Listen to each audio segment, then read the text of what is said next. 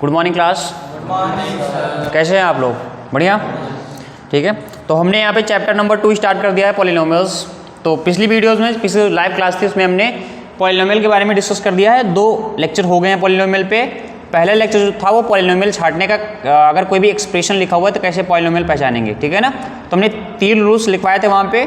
फिर दूसरी वीडियो जो हमने क्या है कल अपलोड की थी, तो उसमें हमने आपको बताया था कि कैसे पॉलिनोमियल में क्या है ग्राफ प्लॉट करते हैं, ठीक है ना। तो इसमें देखिए, इसमें ग्राफ का इंट्रोडक्शन है। तो बेसिकली आपको 3 टाइप के पॉलिनोमियल मिलेंगे, इसका आपको ग्राफ ड्रॉ करना होगा। जिसमें से अगर देखेंगे तो इन्होंने क्या है, एनसीईआरटी ने क्या है मेनली बोला है कि आपको जो ग्राफ ड्रॉ करने हैं वो लीनियर पॉलिनोमियल का है, ठीक है ना। लेकिन हमने क्वाड्रेटिक और क्यूबिक पॉलिनोमियल इसलिए क्या हम ले रहे हैं क्योंकि मतलब ये थोड़ा सा एक्स्ट्रा नॉलेज में हो जाएगा, ठीक है ना। तो ये तुम्हारे एग्जामिनेशन पॉइंट ऑफ व्यू से इंपॉर्टेंट है नहीं, बट क्या अगर आपको समझना है ठीक से कि मतलब सॉल्यूशंस कैसे आएंगे या फिर ग्राफ का पैटर्न कैसे होगा, तो आपको ये जानना ज़रूरी है, ठीक है। और ये आगे की क्लासेस में भी आपके हेल्प करेगा, ठीक है। अभी ये समझ लेते हैं इसको। तो देखो, पिछली क्लास में हमने बताया था क्वाड्रेटिक पॉलिनोमियल ड्रॉ करने के लिए कुछ कंडीशंस यहाँ पे थी, मतलब कुछ पैरामीटर्स थे। 3-4 हमने पॉइंट्स बताए थे आपको, वो आपको माइंड में रखने होते हैं। जैसे कि एक बार फिर से उसको रिवीजन कर लेते हैं। हमने कहा था अगर ये x square plus b x, क्योंकि क्वाड्रेटिक पॉलिनोमियल जो होता है इसका फॉर्म इस तरह से होता है, that is f of x is equal to x square plus b x plus c. इस फॉर्म में अगर लिखा है तो ये क्वाड्रेटिक पॉलिनोमियल होगा। जहाँ पे अब देखो, इसमें से क्या करना होता है हमें, ये एक अगर एक ही बात करेंगे, a is a coefficient of x square and b is a coefficient of x and c is a constant term. आई बात समझ कि नहीं। इसमें हमें सबसे पहली चीज क्या फाइंड करनी होती है, ए बी एंड सी की वैल्यू फाइंड करनी होती है, ठीक है ना। हम ए बी सी की वैल्यू फाइंड कर लेंगे। फिर इसके बाद क्या फाइंड करना होता है, डिस्क्रिमिनेंट की वैल्यू फाइंड करनी होती है। यहाँ पे क्या होता है, बी स्क्वायर माइनस 4ac, ये फॉर्मूला होता है। आगे चैप्टर नंबर 4 में क्वाड्रेटिक इक्वेशन में ये सारी चीजें हम डिटेल से पढ़ेंगे, ठीक है ना। अभी ग्राफ में इसका इंट्रोडक्शन इसलिए हम बता दे रहे हैं। तीसरी चीज क्या होती है यहाँ पे, दैट इज यहाँ पे देखो डी हो गया। अब तीसरी चीज क्या होता है, ए। अगर ए इज ग्रेटर देन 0 है तो ग्राफ का पैटर्न ऐसे होगा, और अगर ए इज लेस देन 0 है तो ग्राफ क्या है, ये डाउनवर्ड हो जाएगा। इतनी बात समझ में आएगी नहीं, ये बताया था हमने।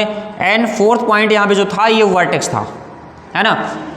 वर्टेक्स का हमने कोऑर्डिनेट बताया था कि दैट इज -b/2a होता है और -d/4a होता है। और डी की बात यहाँ पे करेंगे तो b स्क्वायर माइनस 4ac था। इतनी बात समझ में आएगी नहीं। और एक 5वां पॉइंट ये था कि हमको यहाँ पे रूट निकालने हैं। तो रूट निकालने का मतलब क्या है, इसका हम फैक्टराइजेशन करके फाइंड करेंगे, ठीक है ना। तो अभी हमने यहाँ पे मतलब इतनी चीजें हमको लेनी है। जैसे एक एग्जाम्पल लेके चलते हैं। तो पिछली वाली वीडियो में हमने एक एग्जाम्पल से इसको बढ़िया समझा दिया था। तो आप लोग क्या है, पिछली वाली वीडियो को रिफर कर लीजिएगा, ज्यादा बेटर रहेगा।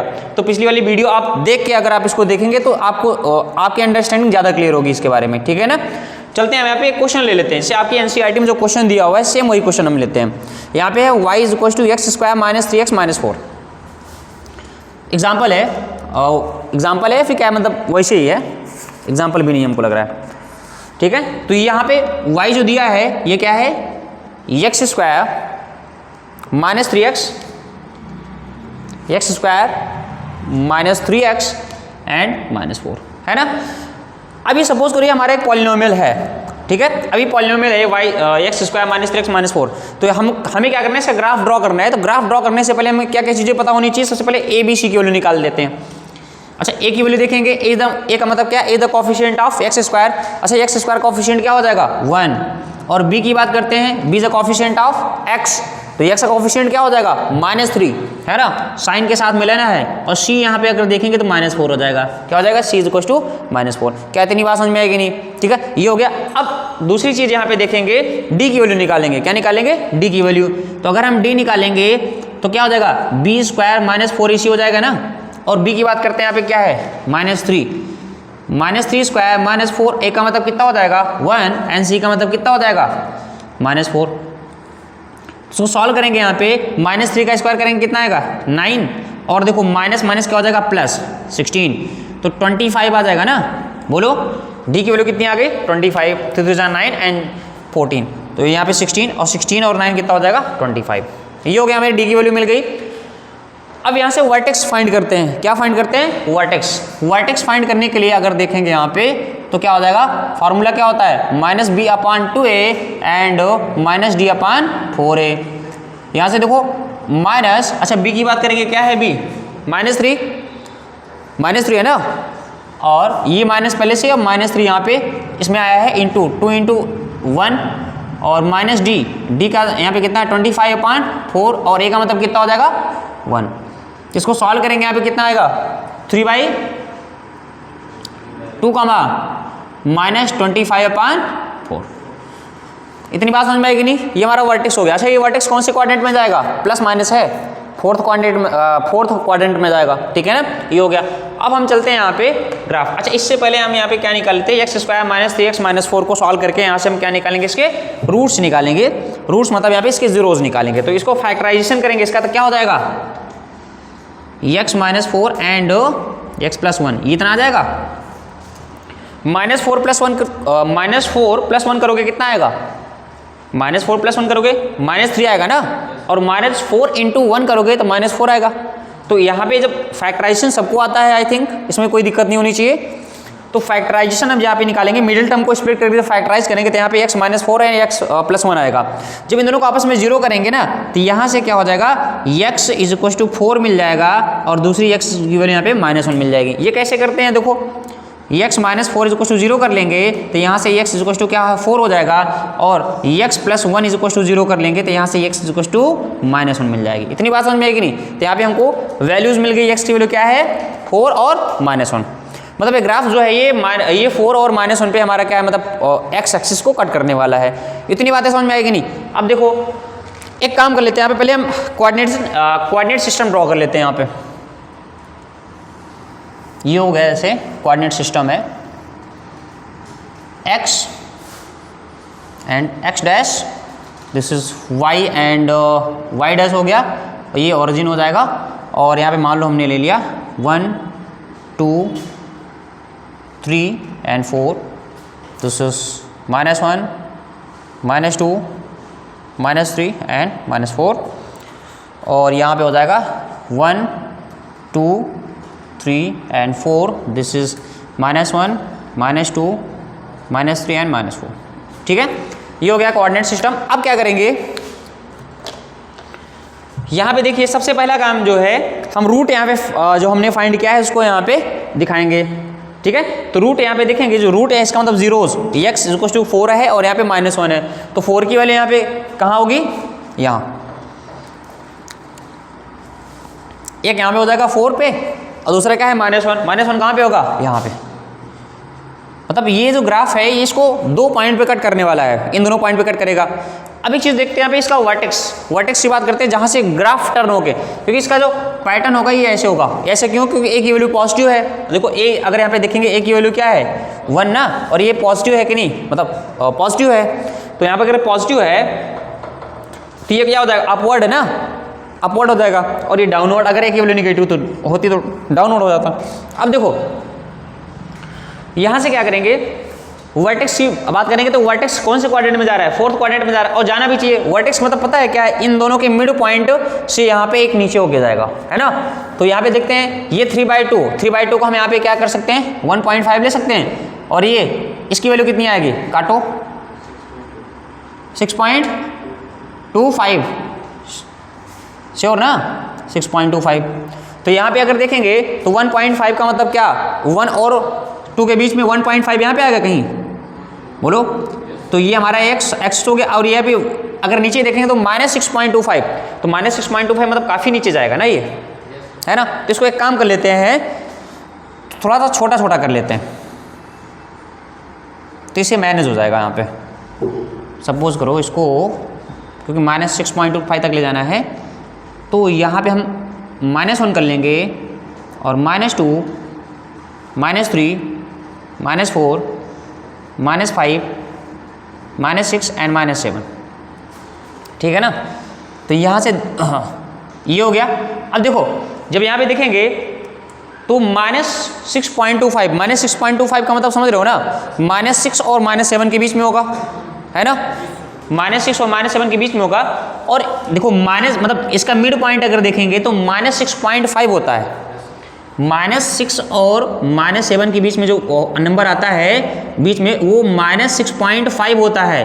और -6.5 और -7 के बीच में जो मतलब -6.5 और -6 के बीच में आएगा, मतलब कहने का मतलब ये देखो, ये जब यहाँ पे क्या है -6.5 होगा, और इसके भी जस्ट हाफ में यहाँ पे आ जाएगा ये हमारा पॉइंट। ये पॉइंट जो है ये क्या हो जाएगा -6.25। क्या ये बात समझ में आएगी नहीं भाई? यहाँ पे देखो -6 है, ये -6.25 आएगा और ये -6.5 आएगा और ये क्या है, ये -7 आ जाएगा, है ना। -6.25 का मतलब क्या है, 25 का मतलब क्या है, मतलब ये 100 का क्या है, मतलब 1/4 पार्ट है ना। तो जब 1/4 पार्ट में डिवाइड करेंगे देखो कैसे यहाँ पे, तो अगर ये नहीं समझ में आ रहा है तो कम से कम लोकेशन तो आपको आनी चाहिए ना, लोकालिटी। जैसे यहाँ पे सपोज करो 1 है और ये 2 है। अब अगर हमसे कहें, आपसे कहें कि 1.5 ड्रॉ करना है तो 1.5 यहाँ पे होगा ना। अब अगर कोई तुमसे पूछे 1.25 ड्रॉ करना है तो कहाँ ड्रॉ करोगे 1.25? 1.5 और 1 के जस्ट मिड पॉइंट पे ड्रॉ करोगे ना 1.25।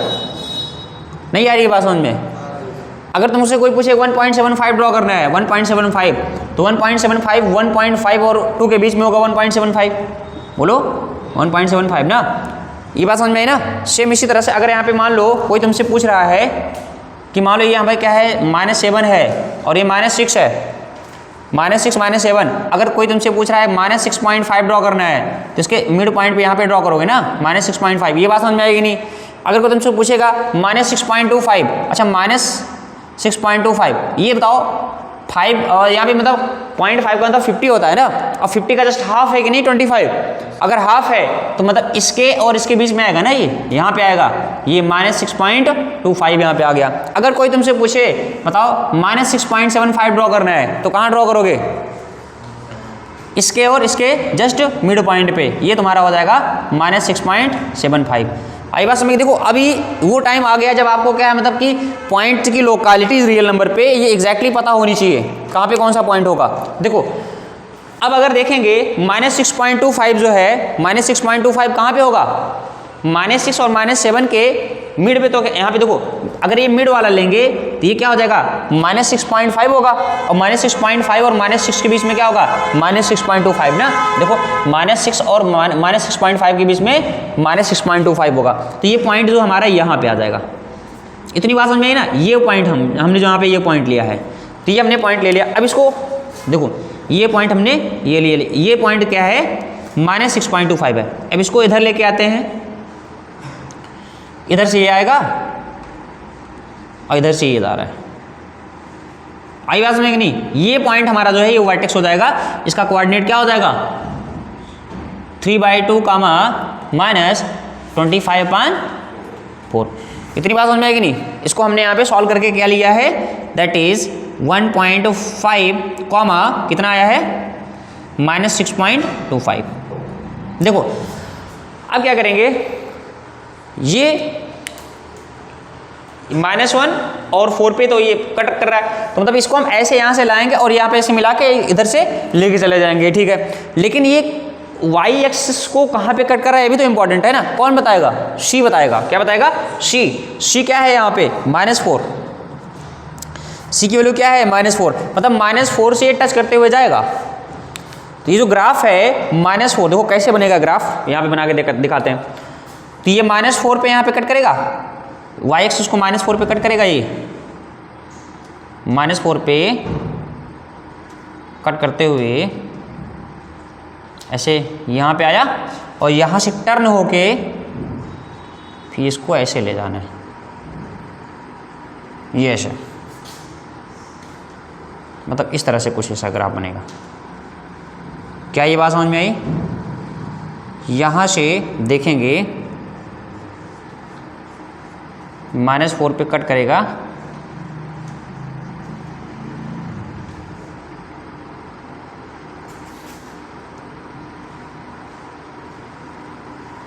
ये ग्राफ हमारा हो गया।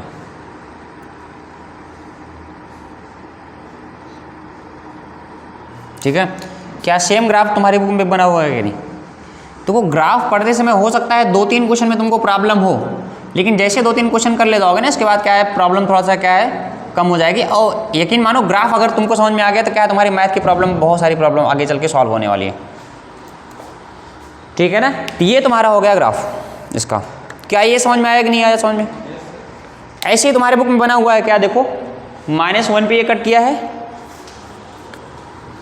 ये पॉइंट -1 है और ये 4 पे है, और इसे टर्न होके देखो यहाँ पे बाउंस बैक जहाँ से होके जा रहा है वो देखोगे यहाँ पे -6 और -7 से हल्का सा नीचे है, है ना।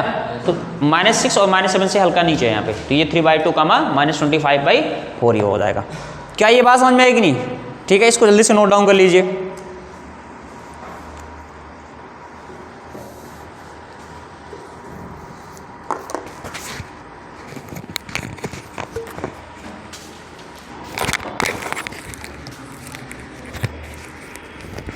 तो पिछला वाला क्वेश्चन जो हमने यहाँ पे देखा है, ये क्या है, क्वाड्रेटिक इक्वेशन का हमने ग्राफ देख लिया, ठीक है ना। अब आगे चलते हैं यहाँ पे, सॉरी क्वाड्रेटिक इक्वेशन नहीं, क्वाड्रेटिक पॉलिनोमियल है ना, इक्वेशन तो भी आया नहीं, चैप्टर नंबर 4 में है। तो क्वाड्रेटिक पॉलिनोमियल का हमने ग्राफ देख लिया, ठीक है ना। अब हम बात करते हैं यहाँ पे क्यूबिक पॉलिनोमियल का ग्राफ, है ना। तो क्यूबिक पॉलिनोमियल का अगर हमको ग्राफ बनाना होगा तो कैसे करेंगे, देखो।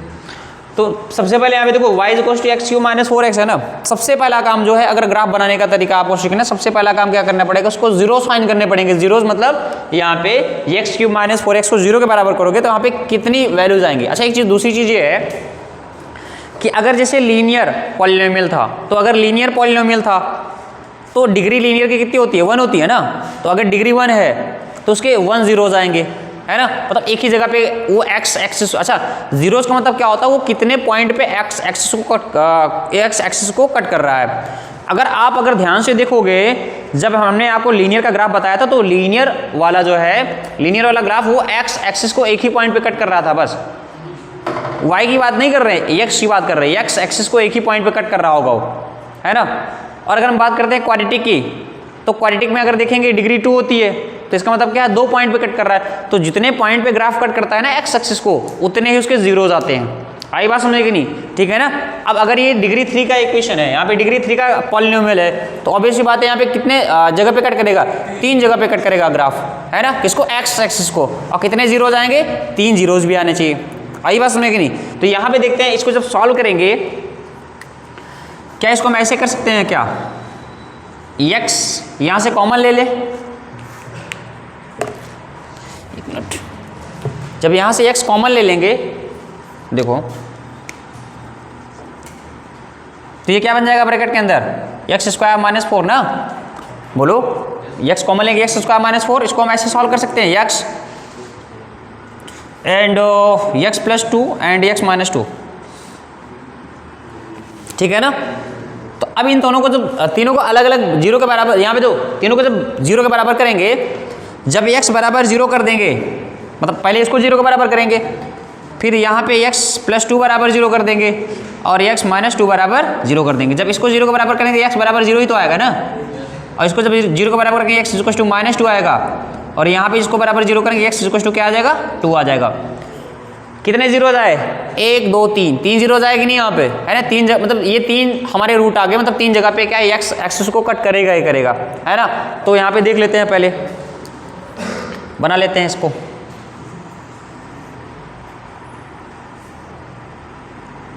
जैसे ये 0 आ गया, 1 2 3 4 5 है, दिस इज -1 -2 -3 -4 -5, 1 2 3 4 5 हो गया, -1 -2 -3 -4 एंड -5, ठीक है।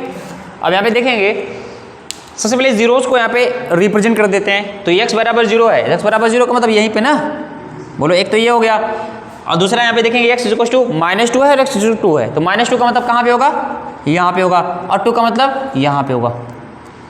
आई बात समझ कि नहीं इतनी, ठीक है ना। अब ये देखो, -2 और 0 का मिड पॉइंट अगर देखेंगे तो क्या है, -1 है कि नहीं, -1 है ना।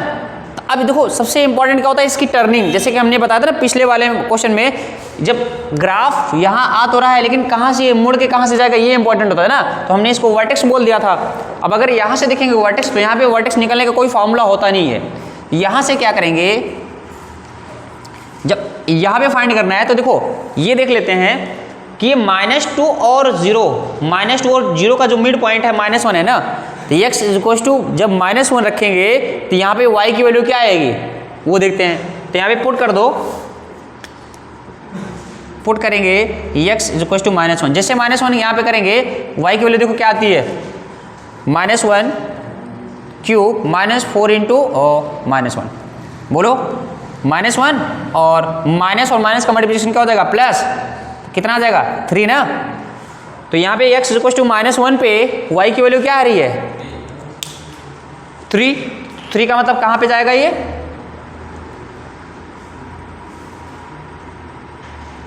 यहाँ पे कहीं जाएगा, थोड़ा सा सीधी लाइन ड्रॉ करेंगे, ये बोलो यहाँ पे आ रहा है कि नहीं आ रहा। और दूसरा यहाँ पे देखेंगे 0 और 2 के बीच में, यहाँ पे देखेंगे इसका मिड पॉइंट क्या है 1 है ना, और 1 यहाँ पे रखेंगे तो यहाँ पे जैसे आपके क्या करेंगे पुट करेंगे 1 x इक्वल टू 1 पुट करेंगे तो यहाँ पे y की वैल्यू क्या हो जाएगी 1 क्यूब माइनस 4 इंटू 1, तो y की वैल्यू क्या हो जाएगी 1 माइनस 4 दैट इज -3। तो यहाँ पे -3 आएगा तो 1 पे क्या आ जाएगा -3। इतनी बात समझ में आएगी नहीं, ये -3। अब देखो जब यहाँ पे क्या है -2 और 0 यहाँ पे आ गया और 0 यहाँ पे 2 आ गया, मतलब ये अगर ध्यान से देखेंगे तो ये ग्राफ ऐसे जाते हुए यहाँ से टर्न होके फिर ऐसे जाके यहाँ पे टर्न हो जाएगा, है ना। तो इसको अगर हम यहाँ पे ड्रॉ करेंगे तो ये कैसे होगा, ये ऐसे हुआ, इसको यहाँ पे कट करेगा और कट करने के बाद यहाँ से फिर टर्न होके ये इस तरह से जाएगा। थोड़ा सा अच्छे से बनाते हैं,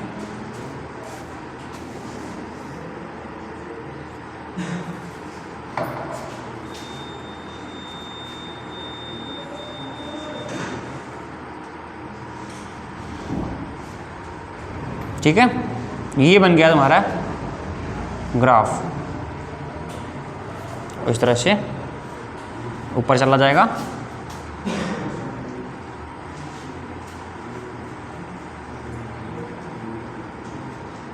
क्या ये बात समझ में आएगी नहीं। तो ग्राफ जो है सारी चीज़ें आपको बता देता है। तो अगर देखेंगे कितने ये ग्राफ एक्स एक्सिस को कितने पॉइंट पे कट कर रहा है 3 जगह पे ना, पहला पॉइंट ये हो गया, दूसरा पॉइंट ये हो गया, तीसरा पॉइंट ये हो गया। ये इतनी बात समझ में आएगी नहीं। तो ये तुम्हारा जो ग्राफ है ये हो जाएगा y is equal to x cube minus 4x का, ठीक है। तो ये हमारा हो गया। अब यहाँ पे देखो सेम ग्राफ क्या है तुम्हारे बुक में यहाँ पे दिया हुआ है, अगर देखोगे तो पेज नंबर अगर 26 पे जाओगे तो देखो यहाँ पे सेम ही दिया हुआ है ना, देखो, और ऐसा ही ग्राफ उन्होंने बना रखा है, ठीक है। तो ये हमारा क्या है क्यूबिक का एक ग्राफ हो गया, और 2 ग्राफ और क्यूबिक के हैं उसको भी हम बता देते हैं। इसको जल्दी से क्या है नोट डाउन कर लीजिए, ठीक है।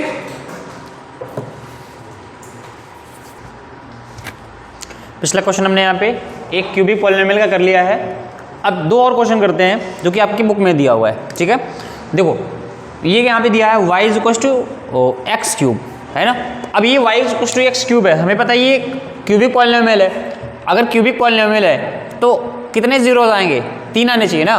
तो यहाँ पे अगर देखो इसको सॉल्व करेंगे दैट इज ये इस तरह से करेंगे x cube is equal to 0, तो यहाँ पे जो x की वैल्यूज आने वाली है ये 0, 0, 0, तीनों वैल्यूज यहाँ पे x से 0 ही आएंगी। आई बात समझ में नहीं, क्यों यहाँ पे हमने 3 बार क्यों लिख दिया, क्योंकि क्यूबिक पॉलिनोमियल है। जब क्यूबिक पॉलिनोमियल यहाँ पे है इसको हम ऐसे लिख सकते हैं ना, that is x into x into x is equal to 0।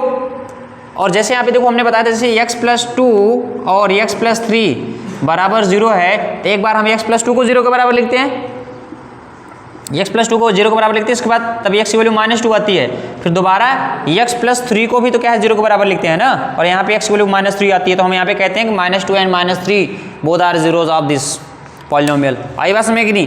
Same इसी तरह से जब हम एक्स क्यूब लिखें तो x गुणे x लिख सकते हैं ना 3 बार, और बराबर 0। जब एक बार इस वाले x को क्या है 0 के बराबर लेंगे तो यहाँ पे 0 आ जाएगा, फिर इस वाले x को 0 के बराबर लेंगे 0 आ जाएगा, और इस वाले x को 0 के बराबर लेंगे तो यहाँ पे क्या आ जाएगा 0 आ जाएगा। तो x की वैल्यू 0,0,0 आ गई। इतनी बात समझ में आएगी नहीं यहाँ पे, ठीक है ना। तो यहाँ पे तीनों रूट जो है ये आके क्या है मतलब ये एक ही मतलब पॉइंट पे आ जाएंगे, और वो पॉइंट क्या होगा 0, है ना। ये 0 पे ही आके ये ग्राफ बन जाएगा। तो तीनों पॉइंट जो है 0 पे ही आके एक दूसरे को कट करेंगे। यहाँ पे तीनों पॉइंट जो है मतलब ये एक्स एक्सिस को कहाँ पे कट करेंगे 0 पे ही। तो अब यहाँ पे देखते हैं तो इसका जो पॉइंट है 0, मतलब यहाँ से 0 जो है इसके 0 जो है 0,0,0 आ गया। अब एक चीज़ देखते हैं, यहाँ पे देखो y equal to x cube जैसे यहाँ पे हम क्या करेंगे, अगर एक्स की वैल्यू 0 कर लें तो वाई की वैल्यू क्या आ जाएगी, 0 आ जाएगी। और यहाँ पे एक्स की वैल्यू अगर 1 कर लें तो वाई की वैल्यू कितनी आ जाएगी, 1। अगर 2 कर लें तो 8 आएगी, और -2 कर लें तो, अच्छा अगर हम -1 कर लें तो वैल्यू कितनी आएगी, -1 वैल्यू कितनी आएगी, -1 का क्यूब करेंगे -1 ही आएगा ना, -1। और अगर एक बढ़ा के और कर लें यहाँ पे -2 कर लें तो -8। तो इसके कोऑर्डिनेट्स क्या मिले हमको, 0, 0, 1, 1, 2, 8, -1, -1 एंड -2, -8। अभी यहाँ पे ग्राफ ड्रॉ कर देते हैं, मतलब 0, 0 तो मतलब यही होगा, 1, 1 का मतलब क्या हो जाएगा, 1, 1, 1 देखते हैं, 1 यहाँ पे है और 1 यहाँ पे, इन दोनों पॉइंट्स को आपस में मिला दो, ये हो गया ना। इसके बाद देखते हैं 2, 8, 2 यहाँ पे है, 2 पे कहाँ पे पहुँच जाएगा, 8 पे पहुँच जाएगा। देखो यहाँ पे 8 पे पहुँच गया, 2 पे, है ना, दूसरा पॉइंट यहाँ पे मिल जाएगा, ठीक है ना। अगला यहाँ पे देखते हैं -1, -1 मतलब -1 यहाँ पे x पे जाएंगे, और -2 भी हमको कहाँ जाना पड़ेगा, x पे जाना पड़ेगा, -1, -1 इतना आ गया ना।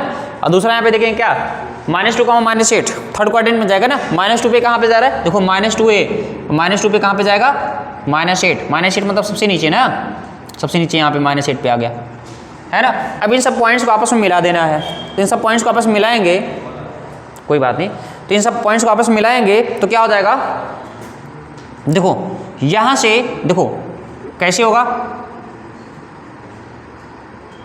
ये टर्न करेगा, देखो यहाँ पे आएगा, यहाँ से मुड़ के फिर यहाँ पे जाएगा, और फिर इसको जाना किधर है, फिर इसको टर्न होके फिर यहाँ पे जाना पड़ेगा, है ना। इसका जो ग्राफ बनेगा ये इस तरह से बन जाएगा।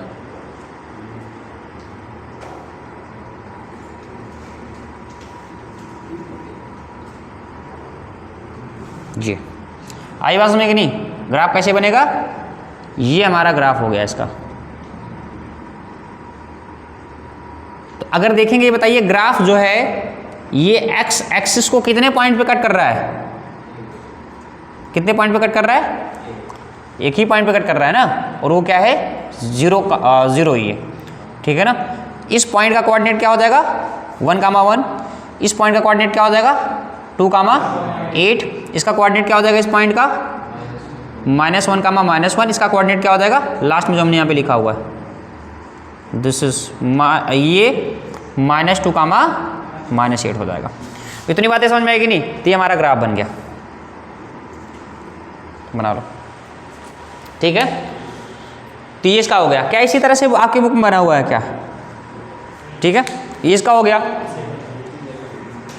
अब यहाँ पे देखो, अगला यहाँ पे देख लो, अगला भी देख लो, नेक्स्ट वाला भी देख लो, उसके बाद नोट डाउन करना।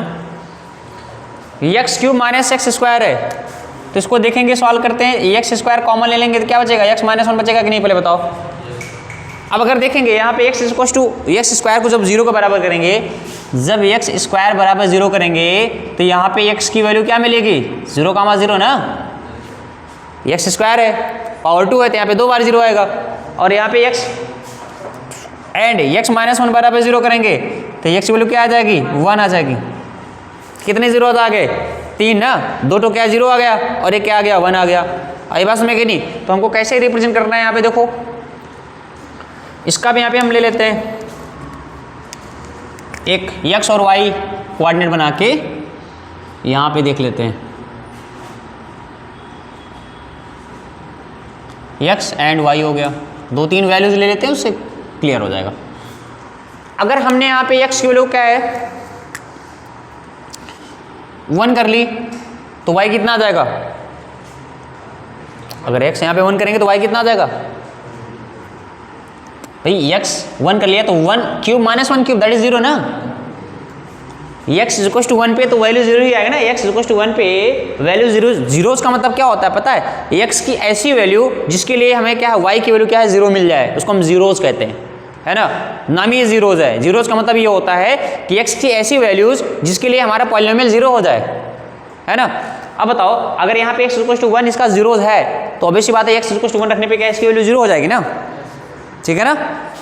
तो अब यहाँ पे देखो x यहाँ पे 1 बराबर 0 पे, यहाँ पे 1 x इक्वल टू 1 पे y बराबर 0 आ गया। अब दूसरा यहाँ पे देख लेते हैं, 2 लेके देख लो, 2 तो 2 का क्यूब करेंगे यहाँ पे, 8 आएगा, और -2 का स्क्वायर करेंगे 4 आएगा। 8 - 4 कितना आ जाएगा? 4 ना, तो यहाँ पे 4 आ गया।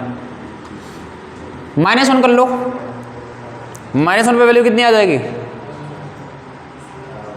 -1 पे -1 का क्यूब करेंगे ना, अरे -1 का क्यूब माइनस, फिर यहाँ पे क्या है? -1 का स्क्वायर, -1 -2 ना, क्यों? -2 नहीं आएगा भाई, -1 का क्यूब करेंगे 1 आएगा, और ये माइनस लगा हुआ है फार्मूले में, और -1 का स्क्वायर करोगे +1 आएगा ना। अब बताओ -1 और -1 -2 ना, नहीं समझ में आया? आ गया ना, तो यहाँ पे क्या आएगा? -2। और अगर हम ये पूछें कि अगर यहाँ पे क्या तुम 1 कर लो, तो 1 तो हमने किया था, अब यहाँ पे क्या है? 2 कर लो, तो 2 हमने क्या? -2 कर लो, -2 यहाँ पे करेंगे और -2 यहाँ पे करेंगे, तो यहाँ पे आएगा -8, और यहाँ पे क्या आएगा? -4, तो कितना आ जाएगा? -12 ना, -12, मतलब बहुत बड़ा नंबर हो जाएगा -12। तो मान लो 2 पे यहाँ पे करेंगे तो -12 आ जाएगा, ठीक है ना, ये इतना हो गया, और -8 -4, हाँ ठीक है। तो इस तरह से क्या है, कुछ पॉइंट्स हमको यहाँ पे मिल गए। अब इसी हिसाब से क्या है, इसको रिप्रेजेंट करना है। अच्छा, सबसे पहले यहाँ पे जीरोज की बात करते हैं, तो यहाँ पे अगर देखेंगे इसके जीरोज क्या है, 0 पे है, और कहाँ पे है? 1 पे ना, ये 1 पे है, क्योंकि x = 1 के लिए वैल्यू 0 हो रही है। अब देखो, जब यहाँ पे हमने 1 रखा है तो वैल्यू 0 आ गई, जब 2 रखा तो वैल्यू 4 आ गई। 2 पे कहाँ पे जाएगा? 4 पे, 2 पे यहाँ है 4 यहाँ पे है। इतनी बात समझ में आएगी नहीं? 2 पे 4 पे आ गया ना। अब जब यहाँ पे क्या करेंगे, -1 रखेंगे तो वैल्यू क्या आ जाएगी? -2। -1 पे वैल्यू कहाँ पे जाएगी? -2 पे। -1 पे वैल्यू कहाँ पे जाएगी? -2 पे जाएगी। आई बात में कि नहीं? -1 पे -2 पे चला गया। अब 2 पे क्या है, कहाँ पे जाएगा? -2, सॉरी -2 यहाँ पे होगा ना, हाँ, -2 पे वैल्यू कहाँ पे जाएगा? -12 पे चला जा रहा है। देख लो कितना जा रहा है, यहाँ पे 2 पे क्या है? 4 तक ही गया, यहाँ पे -2 पे क्या है? सीधे यहाँ पे नीचे आ जाएगा। -2 पे मतलब यहाँ पे कहीं जाएगा, यहाँ पे 7 नहीं जाता था, मतलब यहाँ पे मान के चलो, लास्ट में एकदम पूरा एंड पे कर दिया, ठीक है। अब क्या करेंगे, इन पॉइंट्स को आपस में मिलाएंगे। देखो कैसे मिलाते हैं इसको, जब मिलाएंगे आपस में, तो यहाँ से आएगा टच करते हुए, इसको इस पॉइंट पे टच करेगा, यहाँ पे टच करेगा, और 0 और 1 के बीच में एक रूट है कि नहीं, मतलब 0 और 1 है ना, इसकी टर्निंग जो है 0 और 1 के मिड पॉइंट से होगी। तब 0 और 1 के मिड पॉइंट मतलब यहाँ से मान के चलो इसकी टर्निंग हो जाएगी, टर्निंग होगी, और ये टर्न होगी फिर से क्या है, ऐसे वापस ऐसे चला जाएगा।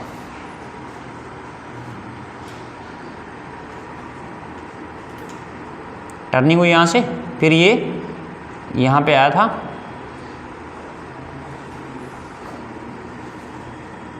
यहाँ पे आ गया, है ना। ये हमारा क्या है, ग्राफ बन गया इसका। ऐसे ही तुम्हारे बुक में बना हुआ है क्या?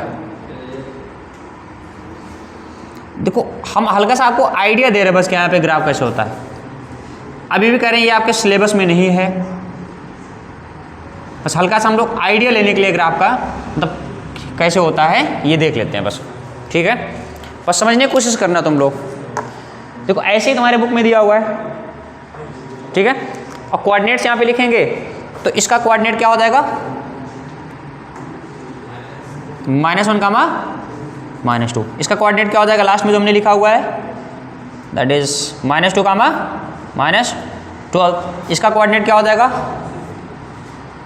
1, 0 ना।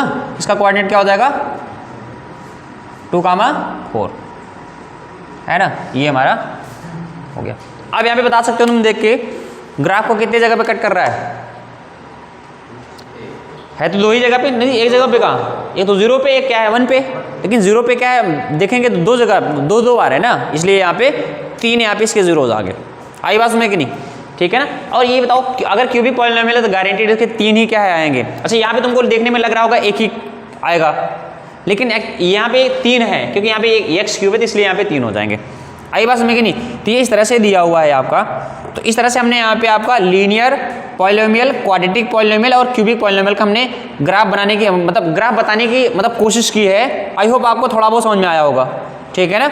अब ये हो गया ग्राफ के बेसिस पे। अब यहाँ पे हम अगला टॉपिक जो है नंबर ऑफ जीरोज कैसे काउंट करते हैं। देखो जीरोज कैसे काउंट करते हैं उसका मतलब बहुत ज़्यादा यहाँ पे थ्योरी वगैरह है नहीं, सिंपल सी बात है। अगर जैसे कि देख लो, मान लो यहाँ पे हमने ले लिया इसी को, और ये x एक्सिस है और ये x डैश, ये y एंड y डैश है। मान लो हमने कोई ग्राफ ड्रॉ कर दिया, रैंडमली कोई ग्राफ ऐसे ड्रॉ कर दिया ना, ये मान लो ग्राफ है। अब यहाँ पे देखते हैं ये x एक्सिस को कितने पॉइंट पे कट कर रहा है। एक पॉइंट हुआ, दूसरा पॉइंट हुआ, तीसरा है कि नहीं? ये नहीं है, ये y एक्सिस है ना। कुछ बच्चे इसको भी काउंट कर लेते हैं, ये नहीं है x एक्सिस। देखो ये लाइन ड्रॉ करो, ये लाइन पहले, दूसरी, तीसरी जगह, चौथी जगह, तो नंबर ऑफ जीरोस कितने हो जाएंगे? 4। आई बात में कि नहीं? और मान लो कोई हमने ले लिया इस तरह से, मान लो ये है और ग्राफ हमने इस तरह से कोई ड्रॉ कर दिया, इस तरह से एक जगह पे कट कर रहा है, 2 जगह पे कर रहा है, 3 जगह पे कर रहा है कि नहीं? तो इस तरह से जितने पॉइंट पे ग्राफ कट करेगा उतने ही नंबर ऑफ जीरोज आते हैं उसके, ठीक है ना। तो हम नेक्स्ट क्लास में नंबर ऑफ जीरोज के बारे में पढ़ेंगे और एक्सरसाइज 2.1 का है, ये फिनिश हो जाएगा। तो इसके बाद फिर आएगा relationship between zeros and coefficient of polynomial, ठीक है ना। तो आई होप आपको ये वीडियो समझ में आई होंगी। So thank you class.